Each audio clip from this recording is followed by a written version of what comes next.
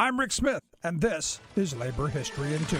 On this day in labor history, the year was 1978. That was the day a West Virginia cooling tower under construction collapsed, plunging 51 workers to their deaths. It was considered the worst non-mining disaster in West Virginia history. It's also the worst accident in the history of the country's construction industry. Cooling towers were under construction at the Pleasance Power Plant at Willow Island.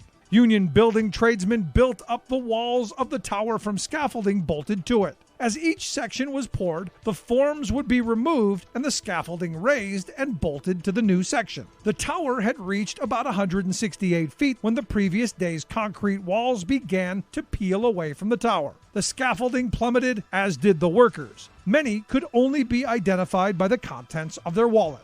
The Steele family was beyond devastated with the loss of 10 family members. In a 2008 retrospective by Ken Ward Jr. of the Charleston Gazette reported, quote, "A mix of safety lapses combined to bring the tower crashing down. Concrete in the previous day's lift hadn't hardened enough to hold the scaffolding. Key bolts meant to attach the scaffolding to the tower were missing. An elaborate concrete hoisting system was modified without proper engineering review. Contractors were rushing to speed construction." Dr. Celeste Monforton of the Milken Institute School of Public Health noted that the case highlights still relevant issues: inadequate OSHA penalties, no criminal sanctions, holding workers responsible for contractors' mistakes, ignoring of previous warning signs, and a disconnect between abstract calculations and real-world applications. Ken Ward Jr. noted in his retrospective that in 2008, there was still no state public employee OSHA program in West Virginia. For more information, go to laborhistoryin2.com, like us on Facebook, follow us on Twitter